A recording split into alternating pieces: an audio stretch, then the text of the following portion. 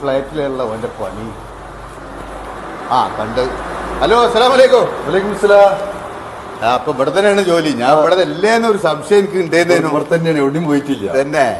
അപ്പേ ഞാൻ ഇപ്പൊ നാട്ടിൽ പോവാണ്. അതിപ്പോ എത്ര പെട്ടെന്ന് പോണ്? അതായത് ഇപ്പൊ 30 വയസ്സായാലും അല്ല 60 വയസ്സായവർക്കൊക്കെ ഇപ്പൊ എക്സിറ്റ് ആണ്. അത് ശരി. 60 വയസ്സായ പിന്നെ ഇപ്പൊ ഇവിടെ നിർത്തണില്ല നമ്മളെ. അതുകൊണ്ട് അവർക്ക് 60 വയസ്സായ ആൾക്കാരെ മാണ്ടാറുണ്ട്. അപ്പൊ പിരിഞ്ഞു പോവുകയാണ്. ഇനിയിപ്പോ അങ്ങോട്ട് സൗദിക്ക് ഇനി തിരിച്ചില്ല. അപ്പൊ ഒരു കാര്യം ചെയ്യും, ഈ ഇത്രയും കാലം നിന്നല്ലേ അതിന് ബോണസ് ഒക്കെ കിട്ടൂലോ? അത് കിട്ടിക്കണേ. അതേപോലെ 10 റുപ്യ ഉണ്ട്. നാട്ടിൽ പോയിട്ട് എന്തെങ്കിലും ഒക്കെ ഒരു ഏർപ്പാട് ചെയ്യും. എന്നോട് ഇപ്പൊ വിചാരിച്ചിട്ടുണ്ട് എന്തെങ്കിലും ഒരു നാക്കുള്ള വല്ല പരിപാടിയും ചെയ്തുങ്ങാണ്ട് എന്തെങ്കിലും തോടങ്ങിക്കോളിയും. നാട്ടിൽ കയറണ്ട. ഞാൻ ഒരു 6 മാസം കഴിയും. ഞാക്ക് ഉണ്ടെങ്കിൽ ഞാനും നിന്നുകൊണ്ട്. ആയിക്കോട്ടെ, വരേണ്ടി നമുക്ക്. അപ്പൊ ഞാൻ ഒന്ന് സെറ്റാക്കിയുണ്ട്, ഒന്ന് ഉസാറാക്കട്ടെ. അങ്ങനെ വന്ന ഉടനെ എന്റെ അടുത്ത് വരണം. ഓക്കെ, എന്നാ ആയിക്കോട്ടെ.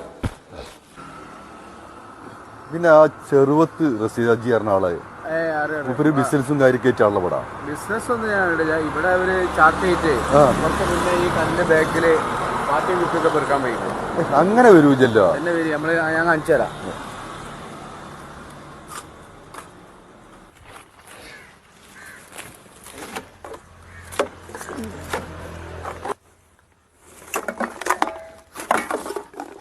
റസീദാജി, എന്താപ്പത്? അവിടുന്ന് വലിയ പരിപാടി എന്നൊക്കെ പറഞ്ഞോണ്ട് പോകുന്നാണല്ലോ. എന്തിപ്പോ ഇങ്ങനെ? ആ കഥ എന്ന് പറയണ്ട. ഇപ്പൊ ഉള്ള പരിപാടി ഇപ്പൊ എന്താണ് മനെ? അതെന്തേ? അത് ഇപ്പൊ എന്താന്ന് വെച്ചാലേ, പിന്നെ സംഗതി പറയാന്നിന്റെ വലിയൊരു കഥയാണ്. ഇപ്പൊ അതുകൊണ്ട് ഇങ്ങനെ ജീവിച്ചു പോകുന്നുണ്ട്. കാരണം എന്തിപ്പോ സംഭവിച്ചത്? കാരണം ഇപ്പൊ ആ പൈസ ആയിട്ട് വന്നുങ്ങാണ്ടേ ഇജ്ജ് പറഞ്ഞ മാതിരി തന്നെ ഒരു ബിസിനസ് ഒക്കെ ആലോചിച്ചാ ഞാൻ. അങ്ങനെ നോക്കുമ്പോ ഇവിടെ ഒരു എല്ലാരും ഇങ്ങനെ അഭിപ്രായം പറഞ്ഞു, നമ്മളൊരു സിമെന്റും കച്ചവടക്കാരുണ്ട്, ഓന്റെ അടുത്ത് കായ് കൊടുത്താല് മാസം മാസം നിങ്ങൾക്ക് ആ ലാഭം കിട്ടും പറഞ്ഞു. അപ്പൊ ഞാനും വിചാരിച്ചെന്താ ഇപ്പൊ വെറുതെ മെനക്കേടണ്ടല്ലോ. അപ്പൊ ഓനക്കൊക്കെ കിട്ടുന്നുണ്ട്. 3-4 മാസമായിട്ടായിരുന്നു. അങ്ങനെ ഓനെ വിശ്വസിച്ചുകൊണ്ട് ഞാൻ ഈ 30 ലക്ഷം ഉണ്ട്, അതവിടെ കൊണ്ടുപോയി കൊടുത്ത്. അങ്ങനെ 2-3 മാസമൊക്കെ എനിക്ക് ആ കായ് കിട്ടി. പിന്നെ കേട്ട് അതാണ് മുങ്ങിക്കണത്. അതിന്റെ ഒരാൾ മരിച്ചലും എല്ലാം കൂടി ആയിട്ട് ബാക്കി കമ്പനി പൊളിഞ്ഞു പറഞ്ഞാണ്ട് അതുവരെ കണ്ടപ്പോ നല്ല കുഴപ്പമില്ലായിരുന്നു. കാറും ലോറിയും കമ്പിയും സിമെന്റും പല പരിപാടി ഉണ്ടായിരുന്നു. അവസാനം ആ കായ് കിട്ടാൻ കേസും ഗുൽമാലും യോഗവും സമ്മേളനമൊക്കെ ആയിട്ട് നടന്നതല്ലാതെ ഒരു രക്ഷയില്ല. ആകാണ്ട് പണി. അവസാനം ഞാൻ ഇത് മുന്നോട്ട് പോവാ. അല്ല ഞാനിപ്പോ പണി ഉണ്ടാക്കാം. ഇത് അവസാനം ഇതും ഇല്ലാതാവോ? ഒന്നും ഇല്ലാതാവും. നിങ്ങൾ വരി തന്നെ.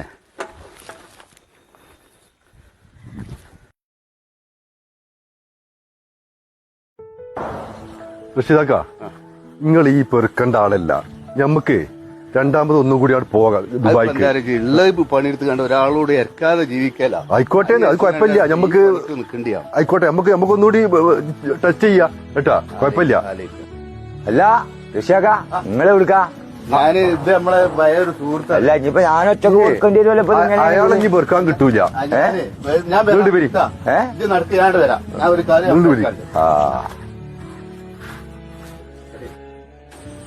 അല്ല അപ്പൊ എന്തപ്പ ഈ കുടിച്ചോടുന്നതിന്റെ കാരണം?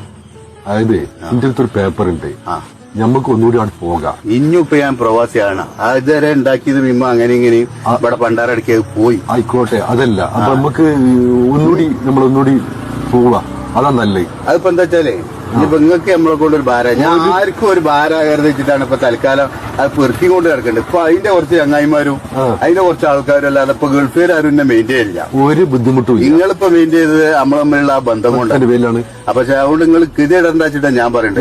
എനിക്കൊരു ഗതികേടില്ല. അപ്പൊ നിങ്ങൾ നാളെ ആ പാസ്പോർട്ടും എന്നോട് കൊണ്ടുവരും. എന്നാ പിന്നെ ഒരു ബുദ്ധിമുട്ടായിരുന്നു. ഒരു ബുദ്ധിമുട്ടും ഇല്ല. എന്നാ ആയിക്കോട്ടെ, ഞാൻ നാളെ വരാം കേട്ടാ. പാസ്പോർട്ട് കൊടുന്നില്ലേ? ഞാന് പോവാൻ നിക്കായിരുന്നു. അപ്പൊ അതുകൊണ്ട് അത് കിട്ടി നന്നായി. അപ്പൊ എന്നാ ശരി, നമുക്ക് 2 ദിവസത്തിനുള്ളിൽ പോവാം കേട്ടോ. 2 ദിവസം പോവാ. ഞാൻ പോയാലോ? 2 ദിവസത്തിനുള്ളിൽ പോകട്ടെ. അപ്പൊ പെട്ടെന്ന് വരി. ഇന്ന് 2 മണിക്ക് പോകണം കേട്ടോ. അപ്പൊ അതിന് കണക്കാക്കിട്ട് വരി. ഓക്കെ. വിസ അടിച്ച് കിട്ടിക്കണേ. അപ്പൊ ഇന്ന് 2 മണിക്ക് പോണം. ബാക്കി കാര്യങ്ങളൊക്കെ ഞാൻ അവിടെ ഏർപ്പാട് ചെയ്തിട്ടുണ്ട്. നിങ്ങളവിടെ പോയാൽ മതി. അത് നേരെ ഏകദേശം ഇല്ല വല്ലാതെ. ടൈം കുറവാണ്. അപ്പൊ പെട്ടെന്ന് പോയിട്ട് അവിടെ എത്തിയിട്ട് വിളിക്ക് കേട്ടോ.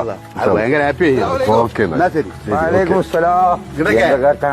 വിസ അടിച്ചിട്ടിരിക്കണ് ഇത്ര ഇപ്പോ മൂപ്പൊരു സ്വാധീനമുള്ള ആളാണ്. നമ്മൾ വിചാരിച്ചറിയില്ല. മ്യൂസിപ്പാലിറ്റിന്റെ മാതിരിയാ തന്നെ? എല്ലാ സ്ഥലത്തും നല്ല മേഖലയിൽ നല്ല പവറാ മൂപ്പർക്ക്. അപ്പൊ അതുകൊണ്ട് സംഗതി ബാങ്ക് കിട്ടിയിരിക്കുന്നു.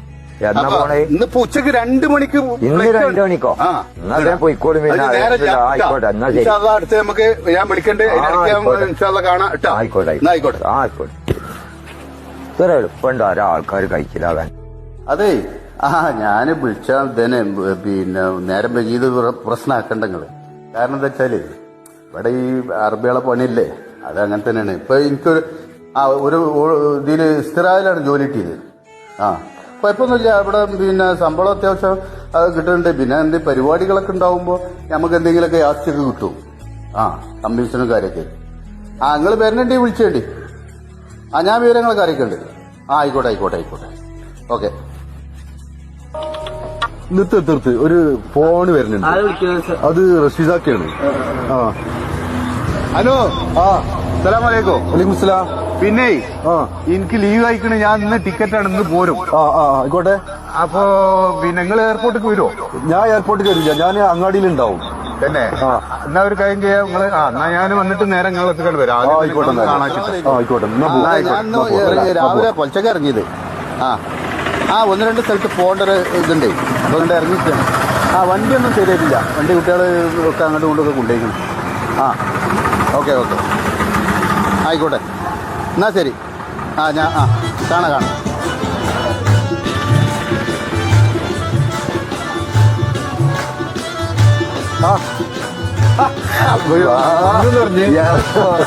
ശരി.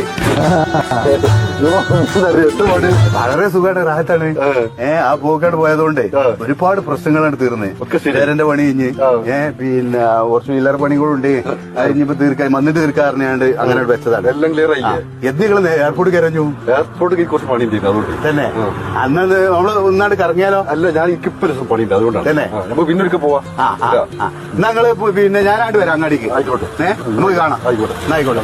ഞാൻ നാണി കൊടുക്കാനുള്ള കുറച്ച് സാധനം. ആയിക്കോട്ടെ. ഹലോ അസ്സലാമലൈക്കും.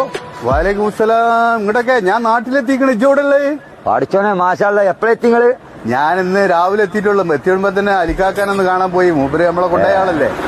എല്ലാ പോലീകാരന്മാരും നിങ്ങൾ മറന്നുകുന്നായിരുന്നു. നിങ്ങൾ നമ്മളെങ്ങനെ മറക്ക? നമ്മള് കൂട്ടത്തിലുള്ള പോലെ മറക്കൂല. വലുതായാലും ചെറുതായാലും എന്നും നമ്മൾ ഒരേമാതിരിയാണ്. കാണാനൊക്കെ പൂതിണ്ടായി. ഞാൻ ഇവിടെ പയ്യന്റെ കടയിലേ സാധനം കൊടുക്കാൻ വേണ്ടി വന്ന. അപ്പൊ ഒരു ഡോർ എടുക്കും വേണം. എന്നാ ചോടുക്കും പോലെ ഞാൻ വരണേ. ആയിക്കോട്ടെ. ഞാൻ അവിടെ നിങ്ങൾ വരും.